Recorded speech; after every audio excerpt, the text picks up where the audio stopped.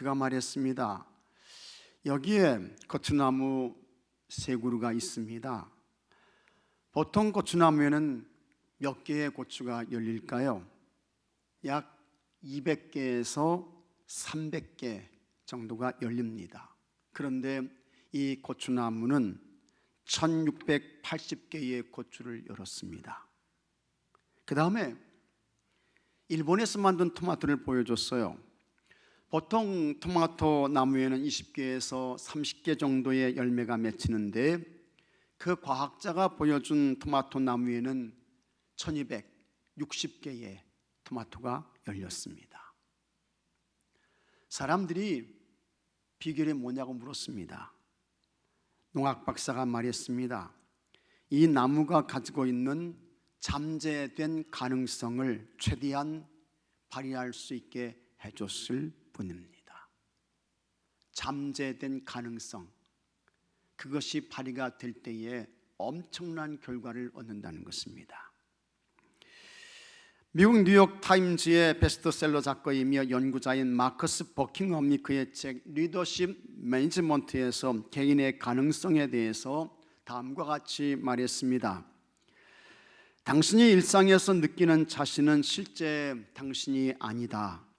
실제 당신은 공포와 낙담에 의해 감춰져 있는 깊은 내면이 있다.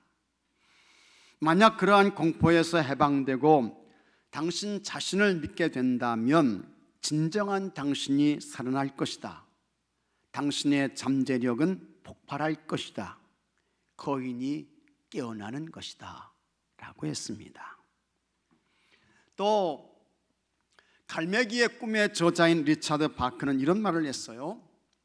인간은 태어날 때 대리석과 그것을 연마하는 데 필요한 도구를 가지고 태어난다. 일생 동안 그것을 다듬지 않고 끌고 다닐 수도 있고 자갈로 만들 수도 있고 혹 어떤 사람은 하나의 멋진 조각으로 만들 수도 있다. 여러분, 우리가 사는 세상은 부정적인 기류가 아주 강합니다. 그래서 무엇을 해도 안 된다는 거예요. 못한다는 것입니다. 그러면서 어느 순간부터 우리의 삶에서 희망이라는 단어가 실종이 됐습니다. 가능성보다는 어떤 사실, 팩트를 이야기하는 것입니다. 그래서 지금 너에게 주어진 그와 같은 현실, 이 사실 팩트를 봐라. 힘들지 않느냐? 어렵다. 이제 그러는 것입니다. 그런데 안타깝게도 이것은 교회도 다르지 않고 성도들도 역시 마찬가지인 것입니다. 그래서 어느 때부터인가 이제는 복음 전파가 어떻게 해요? 어렵다는 것입니다. 이제는 전도가 안 된다는 거예요. 그리고 하는 말이 교회의 부흥의 시대는 지나갔다는 것입니다. 영적 패배의식의 지배를 당하고 있습니다. 그러나 여러분, 무엇이 우리에게 가장 중요한 사실, 팩트일까? 우리 예수님은 살아계신 줄로 믿으시기 바랍니다. 이것이 팩트예요. 이것이 사실인 것입니다. 예수님은 여전히 살아계신다. 그리고 예수님은 여전히 살아계셔서 역사하신다. 우리와 함께 하신다. 우리를 도와주신다. 예수님께서 우리에게 능력 주신다 라고 하는 것입니다. 예수님께서 마태복음 5장에서 7장까지 산상수훈의 설교를 하셨습니다. 정말 기가 막힌 그러한 설교를 예수님께서 하셨어요. 수많은 사람들이 예수님께 와서 예수님의 이 설교의 말씀을 들었습니다. 예수님께서 하늘 행복을 말씀하신 것입니다. 그래서 그와 같은 말씀을 들은 사람들이 은혜 받았습니다. 감동을 받았고 또 하나님 나라 천국의 비밀을 깨닫게 되었습니다. 설교를 마치신 예수님께서 산 아래로 내려오셨습니다. 많은 무리들이 예수님을 따라왔어요. 예수님께서 나병 환자를 치료하셨습니다. 또 예수님께서 백부장의 하인도 고치셨습니다. 그러니 아마도 예수님께서 많이 힘드셨을 것이 틀림이 없습니다. 수많은 사람들을 상대로 해서 설교를 했습니다. 그렇다고 해서 당시에 무슨 성능이 좋은 그와 같은 마이크 음향 시스템이 있는 것도 아니었습니다. 모든 것을 육성으로 해야 돼요. 그러면서 한두 사람이 아니었습니다. 수많은 사람들이 예수님께 왔잖아요. 그들이 듣도록 예수님께서 말씀하셔야 되는 것입니다. 그러니 예수님은 매우 힘이 드셨습니다. 또 병든 자들을 고치셨습니다. 건강한 사람을 상대하는 것도 쉽지 않습니다. 그런데 환자를 만나서 그들과 대화하고 병을 파악하고 그 다음에 병을 고치고, 이게 참 힘들잖아요. 어려운 것입니다. 예수님의 그와 같은 모습을 지켜보고 있던 예수님의 제자가 있었습니다. 그는 베드로였습니다. 그 베드로가 예수님의 피곤하고 힘든 모습을 보고 예수님을 우리 집으로 좀 모셔야 되겠다, 이런 생각을 했습니다. 예수님은 갈릴리 가버나움에 계셨습니다. 이 가버나움은 예수님께서 사역하셨던 곳 중에서 아주 많이 중요한 장소입니다. 갈릴리 호수 서북 쪽에 가버나움이 있습니다. 그리고 그곳에 회당이 있어요. 그러므로 이 가버나움은 그 당시에 이 갈릴리 지역에 살고 있던 사람들의 삶의 중심지, 영적인 중심지였다, 그렇게 보면 맞습니다. 그런데 그 가버나움에 시몬 베드로의 집도 있었습니다. 회당에서 멀지 않았습니다. 이스라엘의 성지 순례를 가게 되면 가버나움을 방문해요.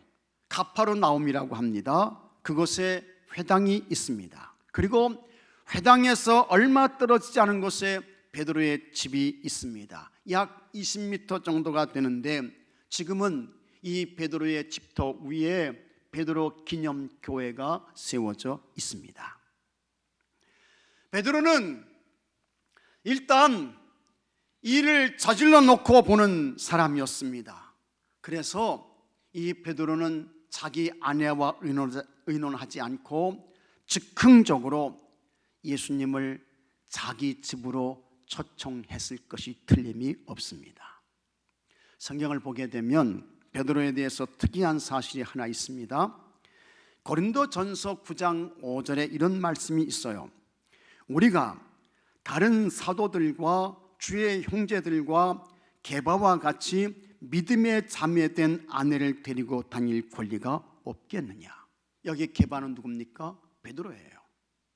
근데 이 베드로는 좀 특이해요. 복음을 전할 때에 혼자 가지 않고 누구와 갔습니까? 아내와 같이 간 거예요. 아내와 함께 했던 것입니다. 그걸 이제 바울이 이야기를 하는 것입니다. 그러므로 베드로와 그의 아내는 예수님께서 복음을 전하시는 곳에 함께 있었던 것이 맞습니다. 그런데도 베드로가 예수님을 자기 집으로 초청을 해요. 어떻게 베드로가 그렇게 할 수 있었을까? 베드로가 예수님을 자기 집에 모시려고 하는 것은 힘이 드신 그 예수님께 음식을 대접해 드리기 위해서 그러는 거예요. 우리 예수님께 좀 휴식과 쉼을 드려야 되겠다, 그래서 예수님을 우리 집에 모셔야 되겠다 해서 예수님을 베드로 자기의 집으로 초청을 하고 있는 것입니다. 그런데 그의 집에는 아내가 없는 것입니다.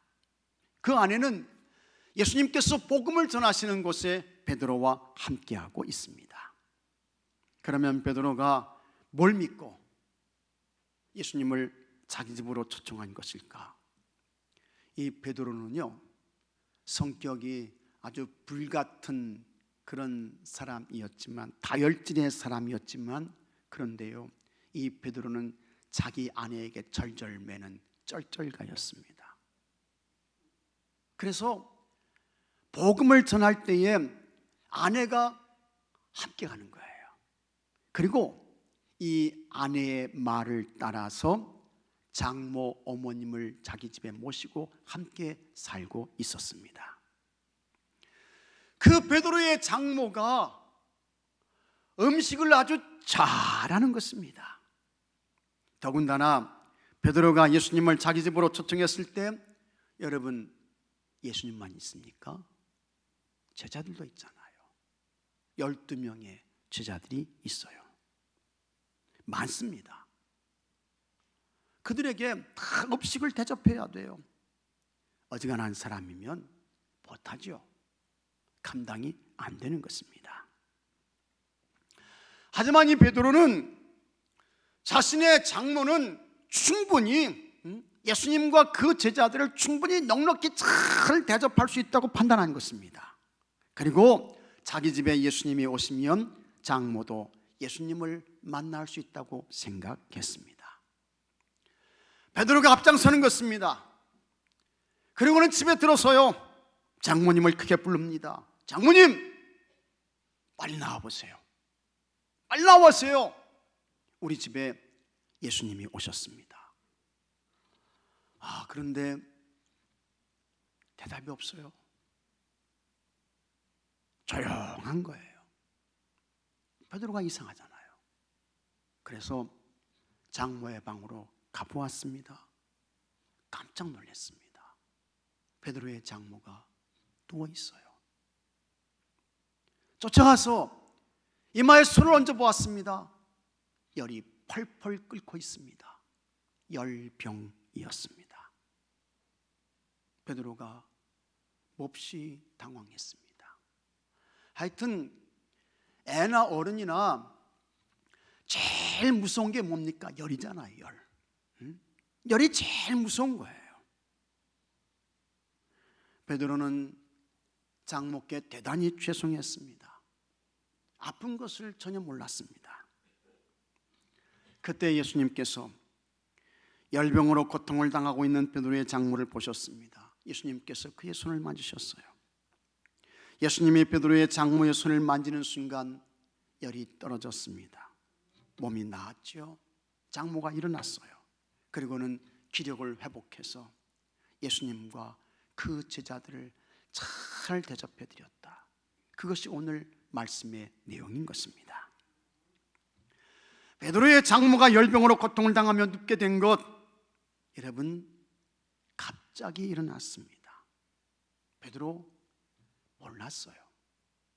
그의 아내도 몰랐습니다. 순식간에 일어났습니다.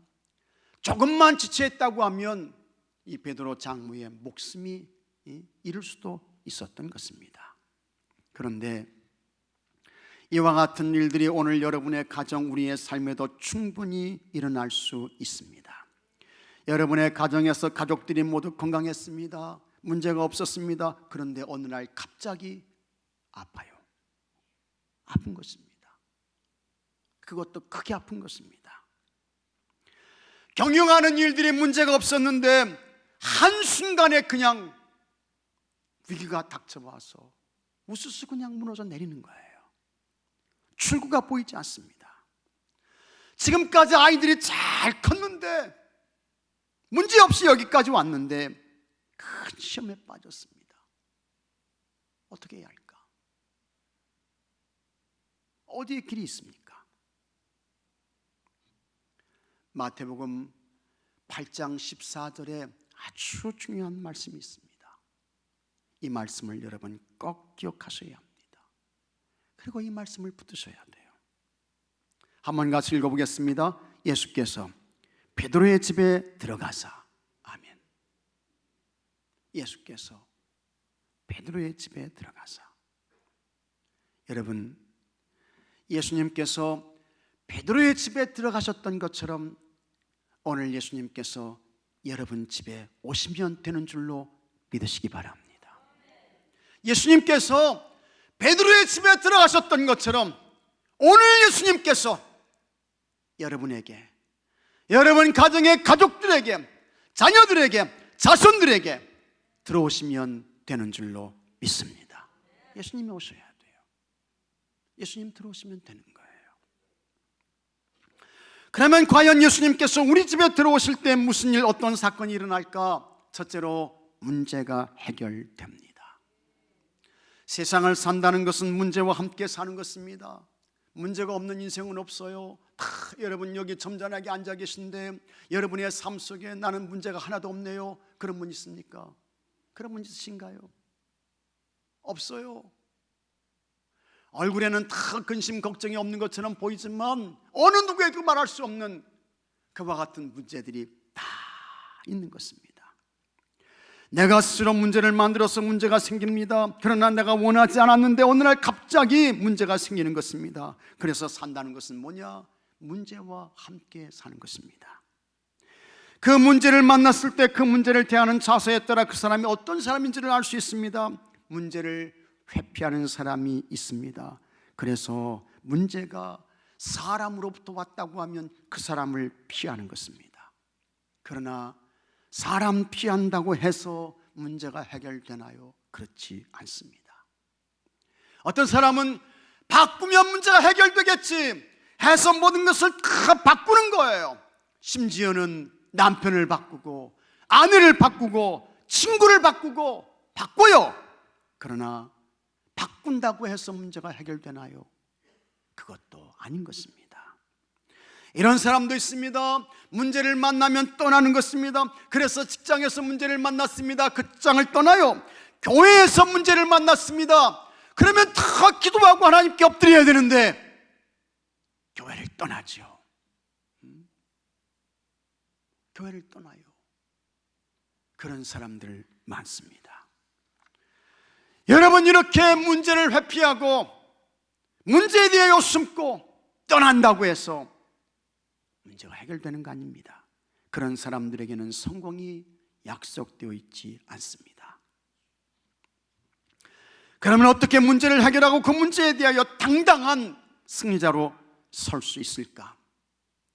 우리에게 문제에 대한 유일한 해결자가 있습니다. 그분이 누구냐? 우리 예수님이신 것입니다. 예수님이 모든 문제의 답입니다.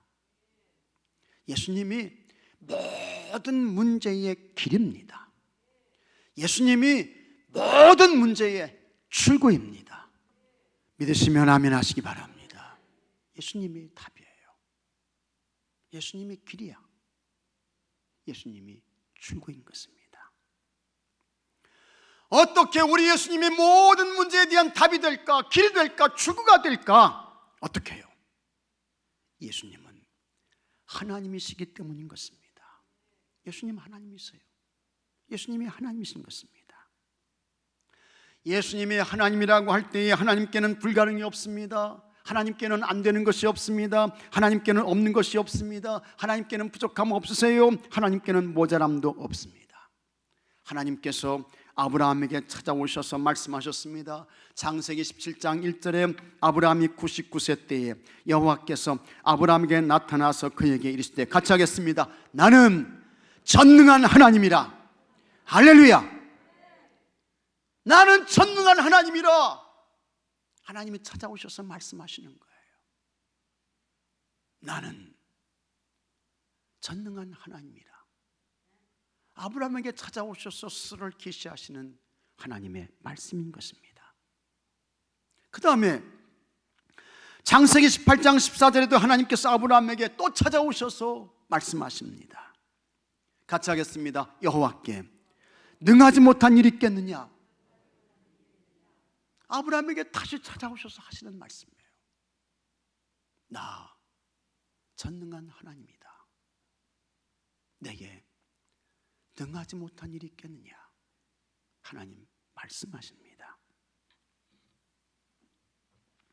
그렇게 보이지 않는 하나님, 전능하신 하나님, 능하지 못한 일이 없는 그와 같은 능력 많으신 하나님께서 보이는 하나님으로 세상에 오셨습니다.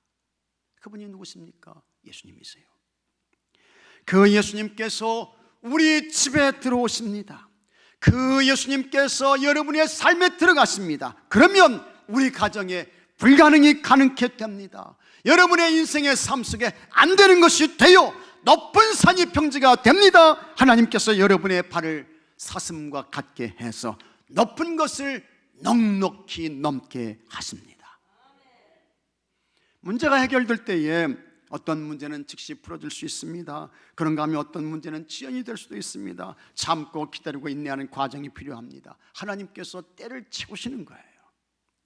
그러나 내가 원하지 않는 방법으로 문제를 해결하시는 경우도 있습니다. 그때 예수님께서 우리 예수님께서 왜 저렇게 하시지?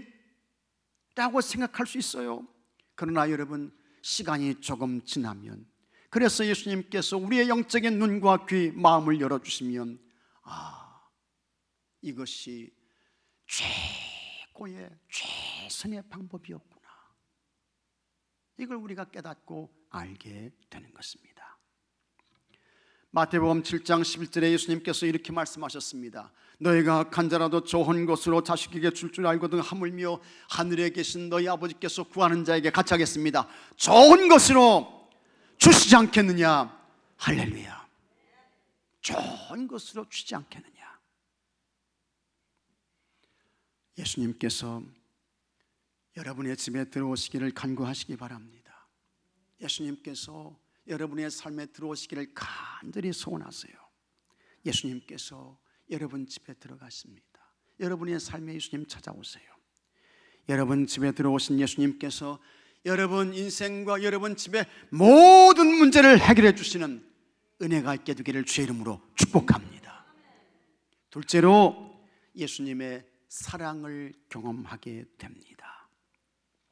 예수님께서 우리에게 베푸시는 최고의 은혜가 있습니다. 그것은 우리에게 예수님의 사랑을 경험케 하시는 것입니다.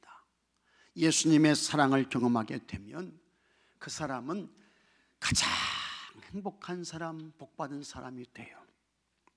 신약성경을 보면 예수님께서 아주 강하게 분노하셨던 사건을 보게 됩니다. 예루살렘 성전을 정화하실 때에 성전 안에서 매매하는 사람들을 내쫓으십니다.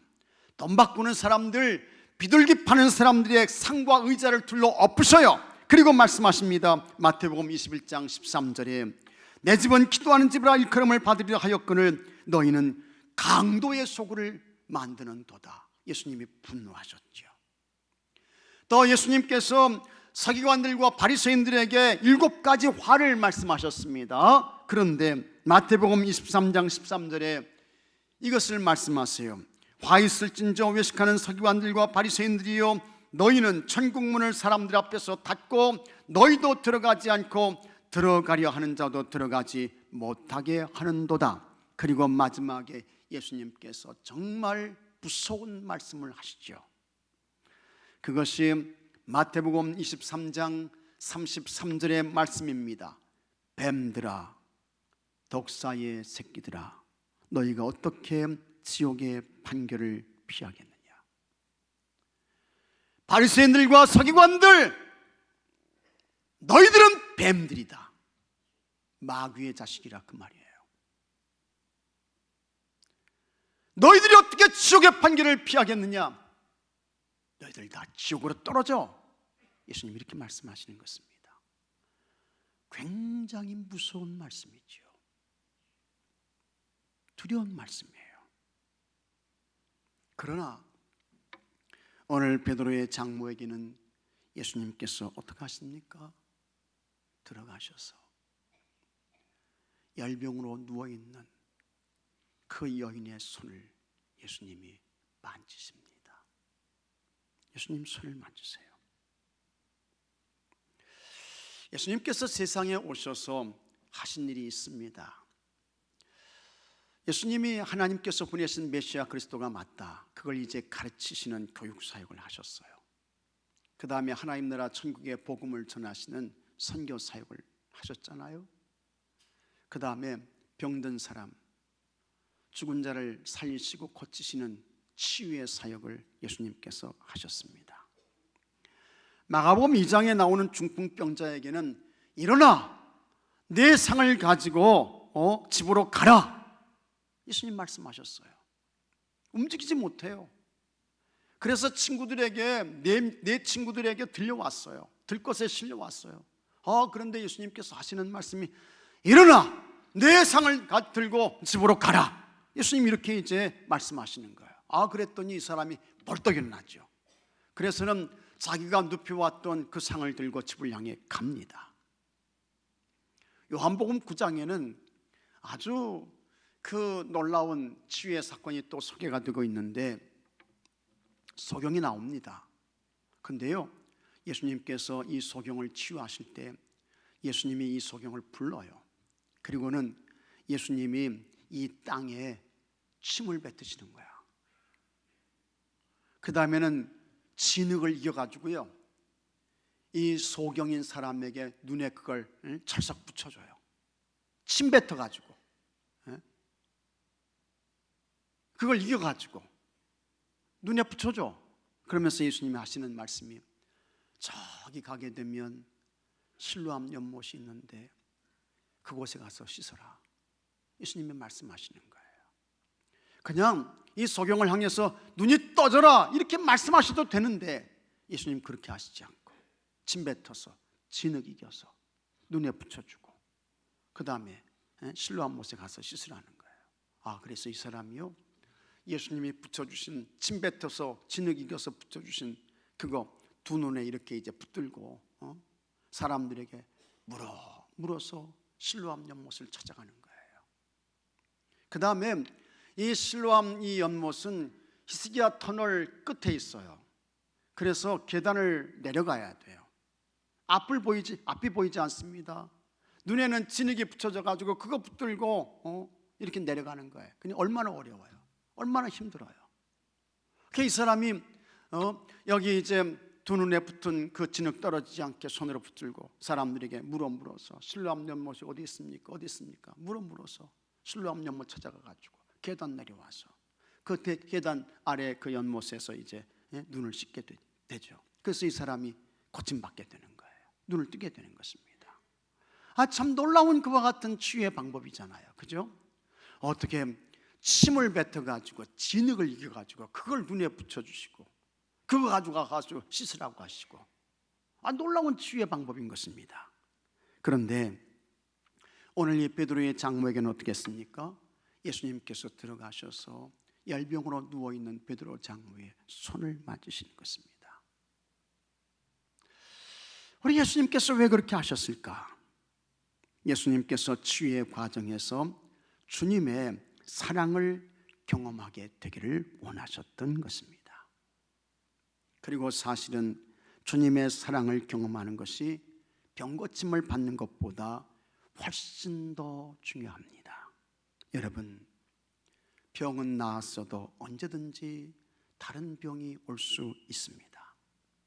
인간으로 사는 한 질병은 떠나지 않아요. 병에서 자유로운 사람은 없습니다. 하지만 예수님의 사랑을 경험하면 그 사람은 무슨 일이 있어도 주님을 떠나지 않습니다. 주님과 멀어지지 않게 되는 거예요. 내가 이와 같은 예수님의 사랑을 경험하고 알게 되었는데 어떻게 내가 주님 떠날 수 있습니까? 어떻게 내가 주님과 멀어질 수 있습니까? 사도 바울이 예수님의 얼마나 뜨거운 사랑을 경험했습니까? 놀라운 하나님의 사랑을 경험했죠. 그가 다음과 같이 말했습니다. 로마서 8장 39절에 높음이나 깊음이나 다른 어떤 피조물이라도 우리를 우리 주 그리스도 예수 안에 있는 하나님의 사랑에서 끊을 수 없으리라. 하나님의 사랑을 경험하니까, 예수님의 사랑을 체험하니까 이와 같은 이야기를 했던 것입니다. 여러분, 예수님의 사랑을 확신하시기 바랍니다. 예수님께서 여러분을 사랑하십니다. 예수님께서 여러분의 가정을 사랑하십니다. 예수님께서 여러분 가정의 가족들을 사랑하십니다. 우리 예수님께서 여러분 가정의 자녀들, 자손들을 사랑하시는 것을 믿으시기 바랍니다. 세상 어떤 것도 예수님 사랑에서 여러분을 끊어놓을 수 없음을 믿고 예수님 사랑에 감사하며 예수님 사랑에 잡혀 사는 모든 분들이 되기를 바랍니다. 셋째로, 섬기는 자가 됩니다. 15절에 그의 손을 만지시니 열병이 떠나가고 여인이 일어나서 예수께 수종들더라 했습니다. 베드로의 장모가 나았어요. 몸이 회복되었습니다. 거기서 끝이 아닙니다. 이 여인이 예수님께 수종 들었다고 했습니다. 이거 뭘 말씀합니까? 음식을 잘 만들어서 우리 예수님을 최선으로 섬겨드렸다는 거예요. 섬김의 사람이 됐다는 것입니다. 그 다음에 이와 같은 치유의 사건이 있은 후에 이 베드로의 장모는 어떤 사람, 어떤 삶을 살게 되었을까 하는 것인데, 예수님께서 각 성과 마을에 두루다니시며 하나님 나라 천국의 복음을 전파하셨습니다. 누가복음 8장 3절에 헤롯의 청지기 구사의 아내 요한나와 수산나와 다른 여자가 함께하여 자기들의 소유로 그들을 섬기니라 했습니다. 여기 다른 여자가 함께하여 자기들의 소유로 예수님과 그 일행을 섬겼다, 제자들을 섬겼다, 그렇게 말씀하고 있는데, 이 다른 여자들 중에 틀림없이 여러분 베드로의 장모도 여기에 포함되었습니다. 그 다음에 누가복음 23장 55절에는 이와 같은 말씀도 있습니다. 갈릴리에서 예수와 함께 온 여자들이 뒤를 따라 그 무덤과 그의 시체를 어떻게 두었는지를 보고했습니다. 예수님께서 십자가에서 운명하시고 예수님의 그 몸을 이제 무덤 안에 두었는데 그것을 지켜본 여인들이 있어요. 근데 이 여인들이 어디에서 왔습니까? 갈릴리에서 온 것입니다. 갈릴리에서 온 이 여성들 가운데에 틀림없이 어떻게 해요? 베드로의 장모도 거기에 함께 포함되어 있었습니다. 예수님께서 무덤에 계실 때 예수님의 몸에 향품을 바르기 위해 안식 후 첫날 새벽에 무덤을 찾아갔던 사람들이 있습니다. 여성들이에요. 제자들이 예수님 무덤 안 찾아갔어요. 여자들이 이 무덤을 찾아갔습니다. 누가복음 24장 1절에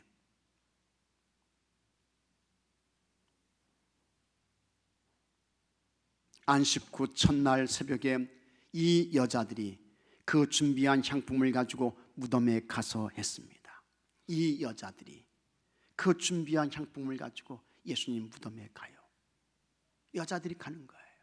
그런데 여러분, 이 여자들 가운데에 베드로의 장모도 그곳에 함께 있었습니다. 예수님께서 부활하셨습니다. 40일 동안 땅에 계셨습니다. 예수님께서 승천하셨습니다. 예수님께서 하늘로 올라가실 때 보혜사 성령님을 보낼 터이니 예루살렘을 떠나지 말고 기다리라고 했습니다. 120명의 사람들이 마가의 다락방에 모였어요. 그런데 그들 중에는 여성들도 있습니다. 사도행전 1장 14절에 여자들과 예수의 어머니 마리아와 예수의 아우들과 더불어 마음을 같이하여 오로지 기도에 힘쓰더라. 여자들과 예수의 어머니 마리아와 여자들이 나와요. 여자들.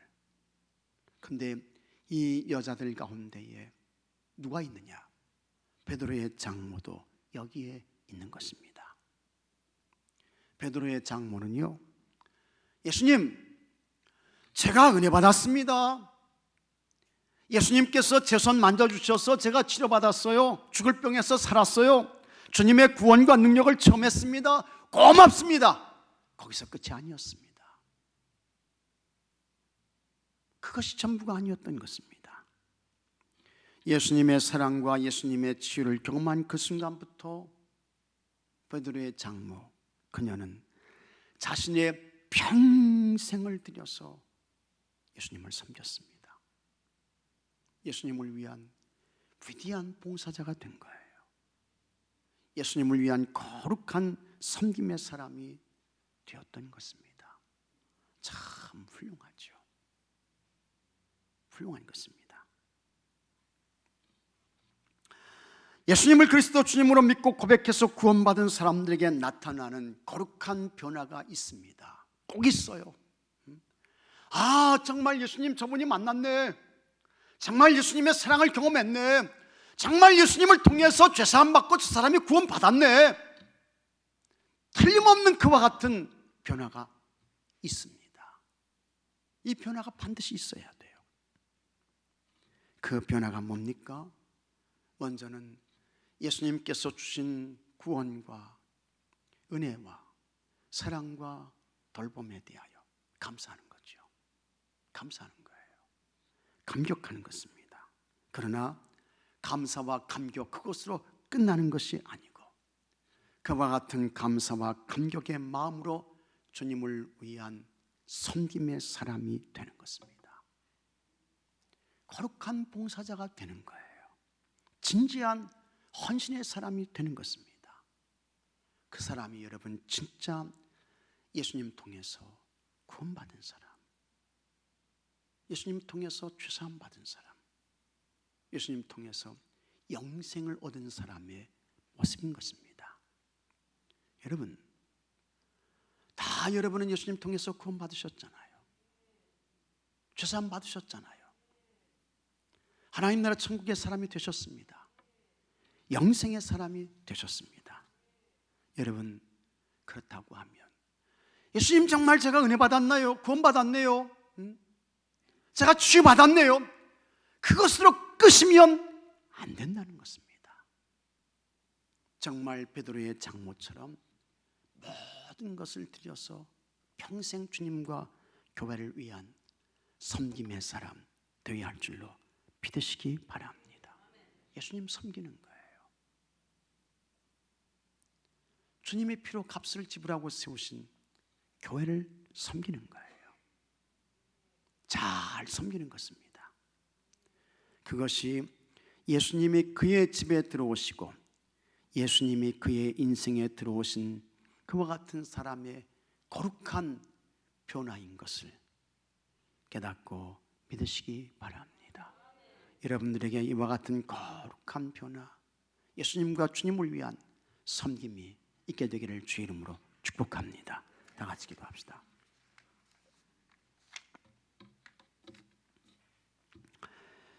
예수님께서 베드로의 집에 들어가셔서 베드로의 장모의 손을 만지시고 저를 거치시고 회복시켜 주셨던 것처럼 오늘 예수님께서 우리 가정에 오시기를 기도합니다. 우리 교회에 오시기를 기도합니다. 우리 인생의 삶 속에 오시기를 간절히 소원하고 간구합니다. 예수님이 오시게 되면 모든 문제가 해결되는 줄로 믿습니다. 예수님의 놀라운 사랑을 경험케 되는 줄로 믿습니다. 그런 우리들은 말로만 예수님 은혜 받았습니다, 고맙습니다, 거기서 끝나지 않게 하여 주옵시고 예수님과 교회를 위한 진정한 헌신의 사람, 섬김의 사람으로 살게 하여 주시옵소서. 그래서 예수님의 기쁨이 되게 하여 주시옵소서. 우리 주 예수 그리스도 이름으로 간절히 기도하옵나이다. 아멘.